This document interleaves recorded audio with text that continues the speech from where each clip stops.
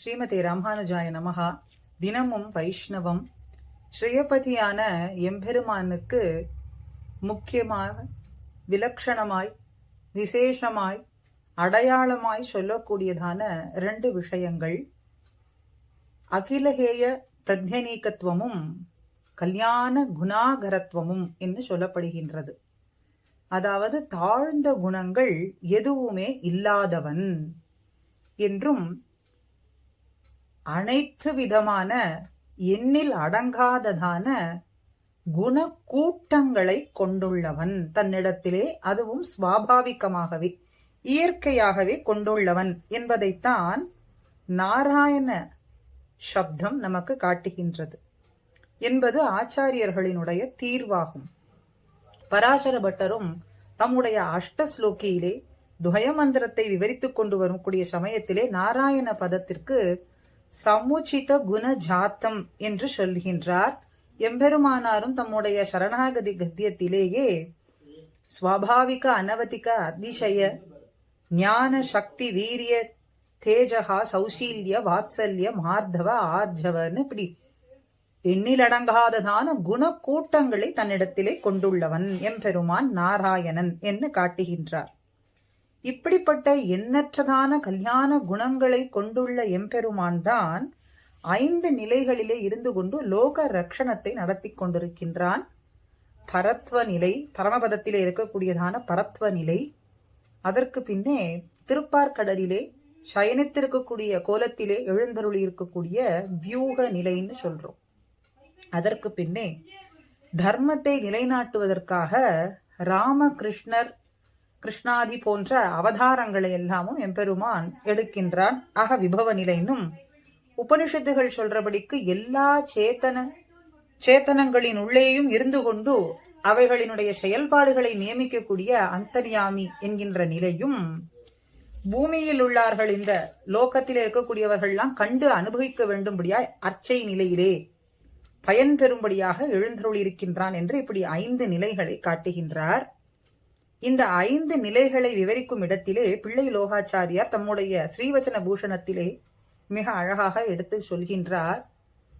பூகத ஜலம் போலே அந்தர்யாமித்துவம். இது யாரும் பார்க்க முடியுமான்னா பார்க்க முடியாது. சரி, ஆவரண ஜலம்னு சொல்றார்களே, அண்டாந்தர ஆவரணம்னு, அந்த ஆவரணத்தையும் யாராவது பார்க்க முடியுமான்னா ஒருவரும் பார்க்க முடியாது. பார்த்தவர்கள் சொல்லவும் முடியாது. ஆவரணம் ஜலம் போலே பரத்வ நிலை, பார்க்கடல் போலே வியூகம், எட்டா உயரத்திலே இருக்கின்றது. திருப்பார்கடல் போலே வியூகமும் பெருக்க ஆறு போலே விபவங்கள். அதை கண்டார்கள்னா அந்த சமயத்திலே கண்டவர்களே உண்டூன்னும், அதிலே தேங்கின மடுக்கள் போலே அர்ச்சாவதாரம் என்றும் விளக்குகின்றார். ஆக நித்திய சூரிகள் எல்லோரும் கண்டு சதா பஷ்யந்தி சூரையகான்னு அனுபவிக்கும்படியான நிலையிலே எம்பெருமான் பரமபதத்திலே அவர்களுக்கு காட்சி கொடுத்து கொண்டு தன்னை அனுபவிக்கும்படிக்கு அவர்களுக்கு அனுகிரகம் செய்து கொண்டு சாமகானத்தை கேட்டுக்கொண்டிருக்கும்படியாய் எழுந்தருளி இருக்கின்றான். அதனால் இதை பாட்டு கேட்கும் இடம் என்று சொல்லுவார்கள். தேவர்களினுடைய குறைகளை எல்லாம் கேட்பதற்காகவே திருப்பார்கடலிலே அனந்த சயனத்திலே எழுந்தருளி இருக்கின்றான் என்பதினாலே இது கூப்பீடு கேட்கும் இடம் என்று இதை சொல்றோம். பிரம்மாதி தேவர்கள் தங்களுடைய குறையை விண்ணப்பிக்கக்கூடிய இடம். அதனாலே திருப்பார்கடல்கிறது கூப்பீடு கேட்கும் இடம். பரமபதம் என்பது பாட்டு கேட்கும் இடம், திருப்பார்கடல் என்பது கூப்பீடு கேட்கும் இடம் என்றும் அவதார நிலையை குறிக்கக்கூடிய இடம் அப்படிங்கிறது. அப்படின்னும் அவதார நிலையை குதித்த அந்தர்யாமித்துவத்தை வளைத்த இடம்னு சொல்றார்கள். ஆக அர்ச்சாவதாரத்தை வகுத்த இடம், நமக்கு இங்கேயே பயன் பெறலாம் படிக்க இருக்கக்கூடிய இடம் அப்படிங்கிறது இந்த அர்ச்சையே, அர்ச்சாவதாரமே எளிது அப்படின்னும். அர்ச்சாவதாரத்திலே பிரபத்திக்கு அபேட்சிதங்களான சௌலபியாதி குணங்கள் எல்லாமும் இருக்கின்றது. பிரபத்தி பலிக்கும்படிக்கு இந்த அர்ச்சா நிலையிலேயே எம்பெருமானிடத்திலேயே நாம் சென்று நம்முடைய சரணாகதியை ஏற்றுக்கொள்ளும்படிக்கு பிரார்த்திக்க கூடியது. அப்படி எம்பெருமான் தன் நீர்மை தோத்தும்படிக்கு எழுந்தருளி இருக்கக்கூடிய நிலையைத்தான் அர்ச்சைன்னு சொல்றோம். திவ்ய மங்கள விக்கிரக ரூபமாய் அத்தனை திவ்ய தேசங்கள் தோறும் எம்பெருமான் எழுந்தருளி இருக்கக்கூடிய நிலையைத்தான் சௌலபியாதி குணங்கள்லாமும் பரிமளிக்கும்படிக்கும் நம்முடைய பிரபத்தியை ஏற்றுக்கொள்ளும்படிக்கும் எம்பெருமான் எழுந்தருளி இருக்கின்றான் என்று சொல்றோம். இப்படி ஆழ்வார்கள் அத்தனை பேரும் மண்டியிட்டது, ஆழ்ந்து அனுபவித்தது எம்பெருமானினுடைய அர்ச்சை நிலையிலேயே. அத்தனை கல்யாண குண கூட்டங்கள் உள்ளவன் என்று சொன்ன பொழுதிலும் கூட ஒவ்வொரு திவ்ய தேசமாக ஒவ்வொரு குணமாக நம்மாழ்வாருக்கு காட்ட அதை அனுபவித்து ஆழ்வார் அதிலே ஈடுபட்டு தம்முடைய திவ்ய சுக்தியை நமக்கு அருளி இருக்கின்றார். அதே போல திருமங்கையாழ்வாரும் அவன் உகந்த ஊரெல்லாம் எழுந்தருளி இருந்து 80க்கும் மேல் திவ்ய தேசங்களை எல்லாமும் மங்களாசாசனம் செய்திருக்கிறார் என்றும் நாம் பார்க்கின்றோம். நம்மாழ்வார் 30 திவ்ய தேசங்களை மங்களாசாசனம் செய்துள்ளார். ஆக இப்படி பாடப்பட்ட அர்ச்சாவதார எம்பெருமானினுடைய எல்லா கல்யாண குணங்களும் பூர்ணமாக இருந்தாலும் கூட நம்மாழ்வாருக்கு ஒவ்வொரு திவ்ய தேசத்திலே ஒவ்வொரு குணமாக எம்பெருமான் காட்டினான். பிரகாசக்கும் படிக்கும்படிக்கு இருந்தது. அதை அந்த குணங்களை பிரகாசமான அந்த குணங்களை எல்லாம் ஆழ்வார் அனுபவித்தார்ங்கிறத அழகிய மணவாள பெருமாள் நாயனார் தன்னுடைய ஆச்சாரிய ஹிருதயத்திலே நமக்கு காட்டுகின்றார். இந்த விஷயத்தை எம்பெருமானினுடைய 5 நிலைகளை ஒரு சூத்திரத்திலே விவரித்து பின்னர் ஆழ்வாருடைய பாசுரத்தை கொண்டேயும் நமக்கு காட்டிக் கொடுக்கிறார். ஆக ஒரு சூத்திரம் ஒரு ஆழ்வாருடைய பாசுரம் அப்படிங்கிற விகிதத்திலே முதல் திவ்ய தேசம் தொடங்கி கோவில்னு சொல்லக்கூடிய ஸ்ரீரங்கம் என்கின்ற திவ்ய தேசம் தொடங்கி அனுபவித்துக் கொண்டே வருகின்றார் ஒவ்வொரு சூத்திரம் விகிதமாக. இன்று நாம் அனுபவிக்க போவது அழகான திவ்ய தேசம், மலநாட்டு திவ்ய தேசம். ஆழ்வார் பாசுரத்தையும் நாயனாருடைய சூத்திரத்தையும் கொண்டு இன்று நாம் அனுபவிப்போம். அதற்கு முன்னே நமக்கு ஒரு சந்தேகம் வரும். 5 நிலைகளிலேயும் எம்பெருமானுடைய ஸ்வரூப ரூப குணங்கள் பூர்ணத்துவமாக இருக்கின்றது என்று சொன்ன பொழுதிலும் கூட இந்த ஆழ்வார்கள் அர்ச்சையிலேயே ஏன் இழிந்திருந்தார்கள், ஈடுபட்டார்கள் அப்படிங்கிறதுக்கு மேலே அழகான ஒரு பாசுரத்தை ஆழ்வாருடைய பாசுரத்தை கொண்டே நாம் பார்க்கலாம்.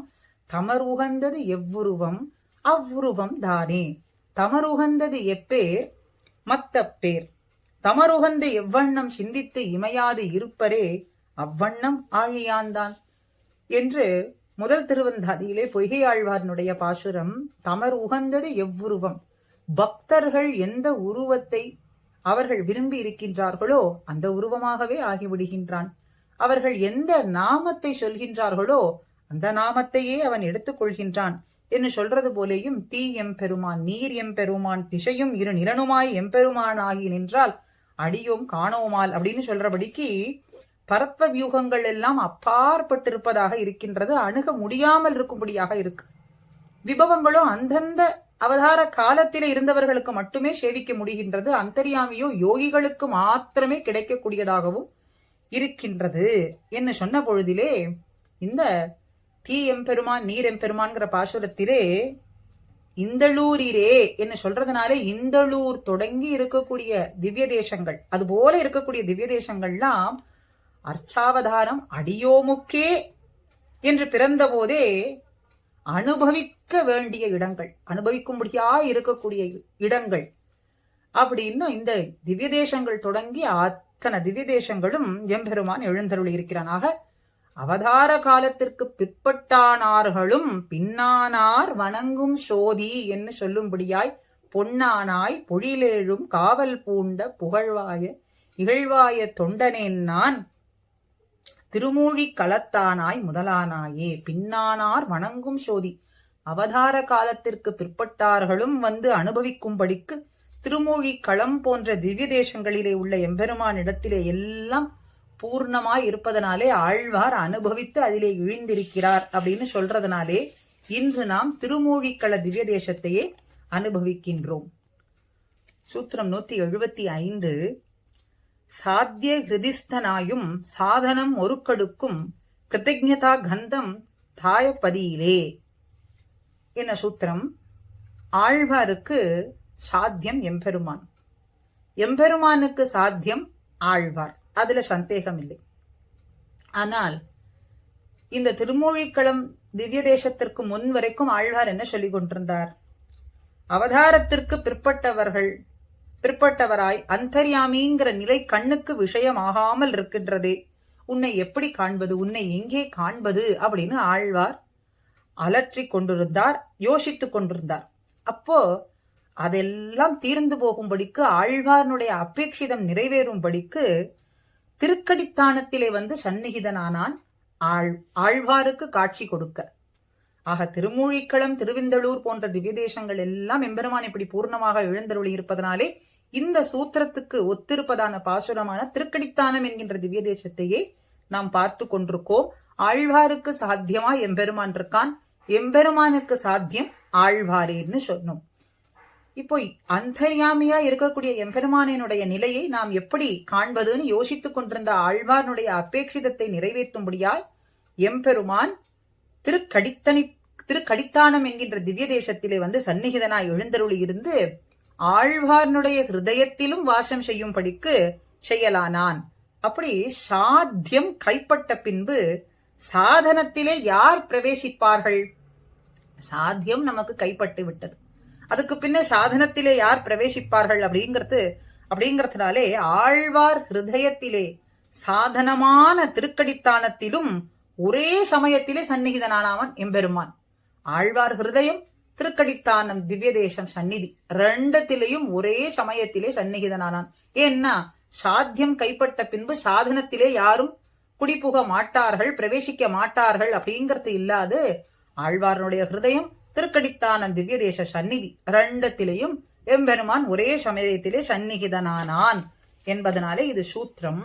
ஆழ்வார்னுடைய பாசுரம் திருக்கடித்தானமும் என்னுடைய சிந்தையும் ஒருக்கடுத்து உள்ளே உரையும் பிரான் கண்டீர், செருக்கடுத்து அன்னு திகைத்த அறக்கரை உருக்கெட வாளி பொழிந்த ஒருவனே அப்படின்னு எம்பெருமான் ஆழ்வார் உள்ளத்திலே இருந்த போதும் இதை நாம் பெற்றது அவன் திருக்கடித்தானத்திலே நிலையாக இருப்பதனால் தானே என்று உண்டான இந்த கிருத்தஜ்ஞத்தை, அந்த பரிமளம், ஆக அந்த திவ்ய தேசத்தை பிதுரார்ஜிதமாக தாயபாகமாக ஆழ்வார் இங்கே எண்ணுகின்றாராம். இதெல்லாம் எதனாலே கிடைத்தது? இப்படியா ஹிருதயத்திலே வந்து வாசம் செய்யும்படிக்கு எம்பெருமான் எழுந்தருள் இருந்தான்னா எல்லாம் திருக்கடித்தானத்துல வந்து சந்நிகிதரான ஆனதனாலேயே அப்படின்னும் தானகர்கள் தலை சிறந்து எங்கும் வானின் நிலம் கடல் முத்தும் எம் மாயர்க்கேன்னு தனதாய பதியேன்னு பிதுரார்ஜிதமாக தாய பாகமாக சொல்றார். அப்படி கடித்தானம் அப்படிங்கிறது மனத்தையுடைய ஸ்தானமா இருக்கு, பரிமளம் வீசக்கூடிய ஸ்தானமாக இருக்கின்றது, கந்தமா இருக்கு அப்படிங்கிறத இந்த இடத்துல சொல்றார். பிதுரார்ஜிதமா இருக்கு, தாயபதியா இருக்கு, கந்தம் வீசும்படியா இருக்கு, பரிமளம் வீசும்படியாக இருக்கு. அந்தரியாமையா இருந்த எம்பெருமான் இப்படி காணலாம் படிக்கு, அனுபவிக்கலாம் படிக்கு காட்சி கொடுத்து கொண்டும் ஹிருதயத்திலே நித்தியவாசம் செய்து கொண்டும் பேரேன் என்ன நித்தியமாக இந்த இடத்தையே நான் கொண்டிருக்கேன்னு சொல்லும்படிக்கு ஹிருதயத்திலே பிரவேசித்தான்னா அதே சமயத்தில் இதெல்லாம் நடந்தது எதனாலே? திருக்கடித்தானத்திலே வந்து சந்நிகிதன் ஆனான் என்பதனாலேயே அப்படின்னு இந்த குணத்தை இங்கே சாத்தியமா இருக்கக்கூடியவன் அப்படிங்கிறதை இந்த திவ்ய தேசத்திலேயும் காட்டிக்கொண்டு எம்பெருமான் ஆழ்வாருக்கு அந்த அனுபவத்தை கொடுத்தான்கிறத இந்த சூத்திரம் மூலமாகவும் அழகான ஆழ்வார் பாசுரம் மூலமாகவும் நாம் இன்று அனுபவித்தோம். இப்படி ஒவ்வொரு சூத்திரத்துக்கும் ஒவ்வொரு திவ்ய தேச அனுபவம், ஆழ்வார் பாசுரப்படியாக ஒவ்வொரு அனுபவமும் நமக்கு எப்பொழுதும் பொழுதுபோக்கான அனுபவங்கள், ஆழ்வார்களினுடைய அருளிச் செயல்களே என்று இந்த பதிவு. ஸ்ரீமதே ராமானுஜாய நமஹா.